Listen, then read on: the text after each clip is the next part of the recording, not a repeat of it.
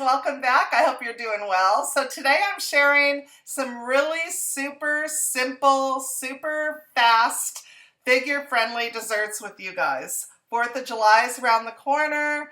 It's summer. We all want to eat a little lighter. We like refreshing desserts during the heat. And I thought, let me put a video together. Let me find some recipes of some yummy things. Ernie and I like to have a sweet treat at the end of the night, so I've been researching and making different desserts. You guys are gonna fall in love with them. The first one is super simple. It's a yogurt parfait. It's actually a yogurt bark recipe, but because I didn't use a large enough pan, it would not harden up for me so that I could break it up into yogurt bark. So I turned it into a parfait, and I thought, you know what, I'm gonna share with my friends on YouTube, because if you're going to a 4th of July party or you're hosting a 4th of July party, it would be so adorable to put them inside like the clear plastic cups, put the yogurt parfait or the yogurt in there, and then top it with some berries, you know, very patriotic look, plop them in the freezer, and when it's time to bring them out, they're nice and cold. Your guests will have a nice, cold, delicious treat, or you can choose to make the bark. I just figured most people are doing parties outdoors, and I didn't think that yogurt bark would last very long outside, so I thought that the parfait was better. But just so you know, you could turn this into yogurt bark very easily by using a larger pan and spreading the yogurt out a lot thinner. This is the first recipe, super easy, super delicious.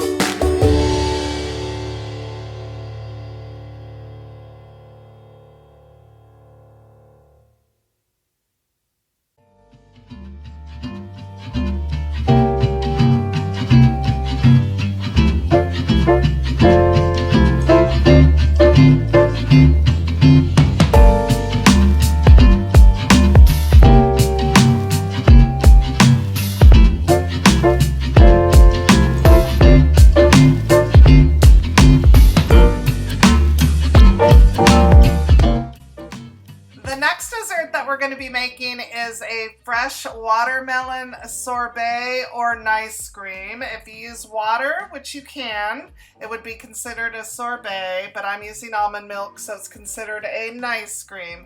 And all you're going to do is take the ingredients and blend them up in your food processor or blender, scoop them out, and enjoy.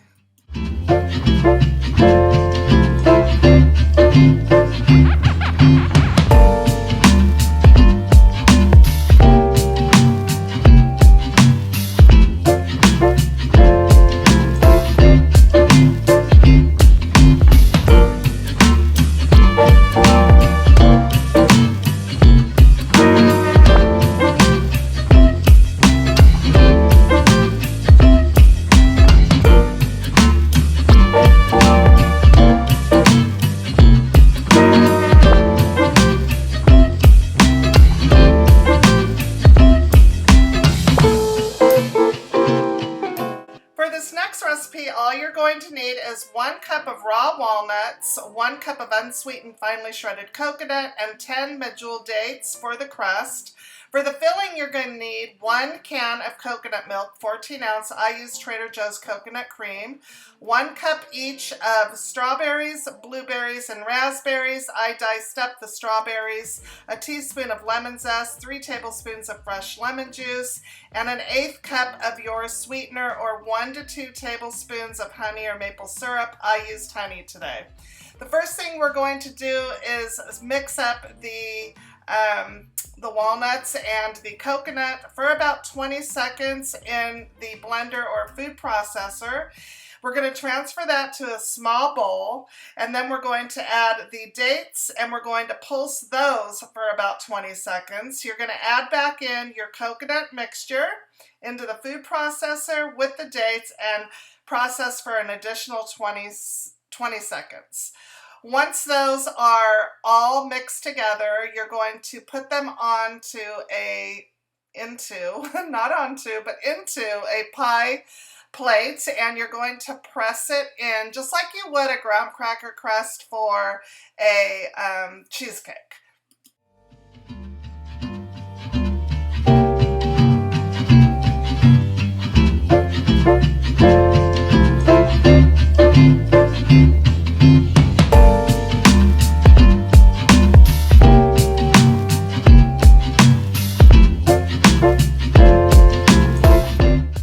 While the crust is baking, you're going to combine the berries with your sugar or honey. I used honey today, your lemon zest and lemon juice in a medium bowl.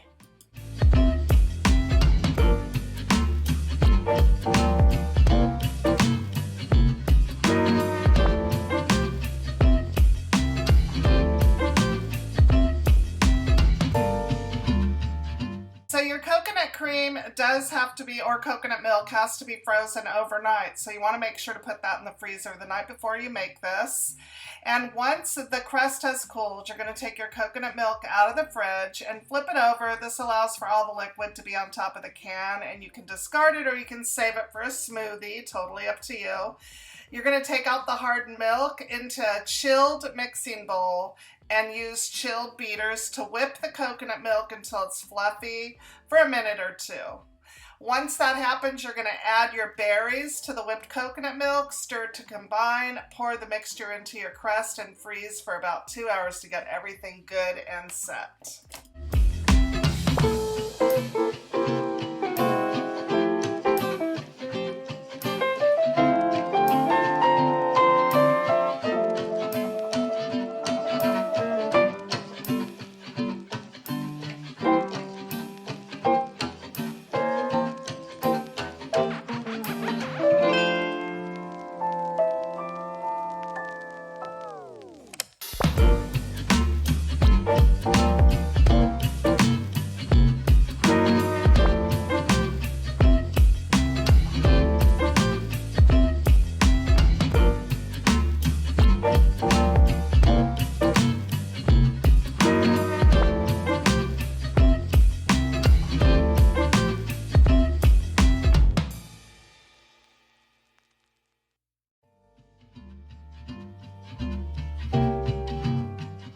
You can never get enough ice cream during the summer, so I'm playing around with all kinds of different recipes that I'm finding, and this is a favorite.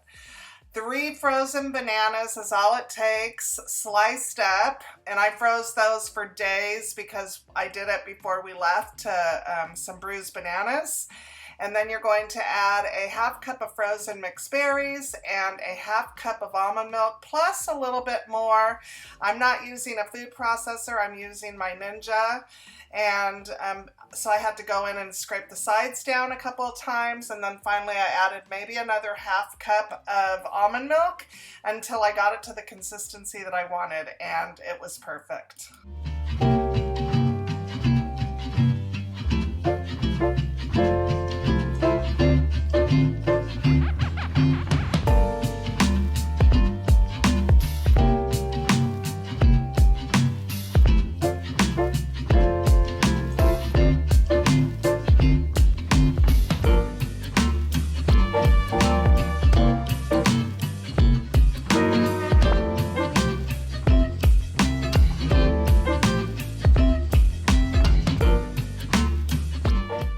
After blending, add to a bread pan or to a glass container, cover, and put in the freezer for at least 2 hours or until it's hardened. It's best if you do it overnight.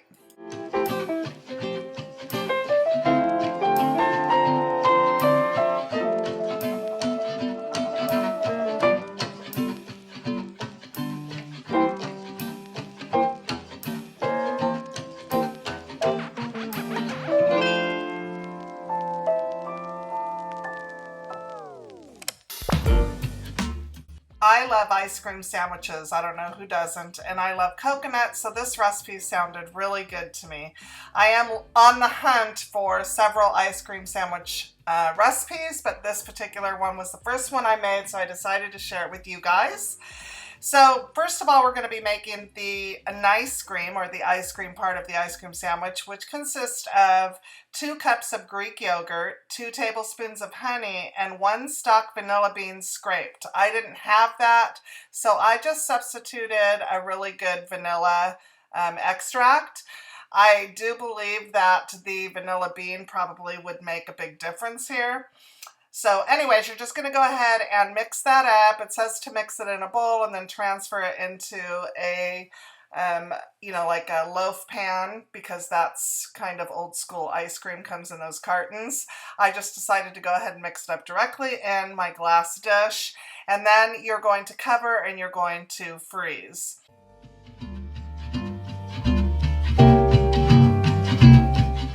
Now we're moving on to the chocolate chip cookies. I didn't have any chocolate chips, so I did not use them. But this consists of 2 cups rolled oats, or 1.5 cups of oat flour. I'm using the rolled oats and making my own oat flour. So I do want to say that I made the recipe twice. The first time I made the recipe, the batter was too thin, and the second time it was a little bit better, but I think I screwed up. So the recipe is not very telling, I guess, or the instructions aren't very good. I think that the 2 cups of rolled oats it's supposed to be 2 cups of oat flour. And I think that's what it is, because even though I added a little bit more oats the second time that I made the recipe, and it did thicken up the batter a little bit, it was supposed to be the consistency so that I would have had to press down on them and then add my 𝓤𝓪𝓽𝓮 to it. And it wasn't. So I do believe that the 2 cups of rolled oats is actually 2 cups of oat flour. Like, if you use the 2 cups of rolled oats, once it's prepared in your food processor or ground down, it should be 2 cups of that consistency. So there's that. So then we melted the coconut oil, which is a 1/2 cup of coconut oil, and a 1/4 cup, and that's a 1/2 cup of coconut oil melted, and then a 1/4 cup honey, 2 teaspoons of vanilla, and 1 egg. And then we added our teaspoon of baking soda and a pinch of salt, and we added our rolled oats back into the batter, the wet batter, and you can add your chocolate chips at this point. I did not have them. You can see that my cookies are a little flat. I would have liked them to be the consistency of what the recipe showed, which was a little bit thicker. And then my ice cream was, or 𝓤𝓪𝓽𝓮 was almost ready. But next time I probably would freeze the cookies before I put the ice cream in them, and then and that would be it. So these were so good, you guys. I hope you guys enjoyed today's recipes. Make sure to subscribe if you haven't already, and give this video a thumbs up if this is the type of content you like. I hope you guys have a fabulous 4th of July with your family and friends, and we will see you in the next video. Bye!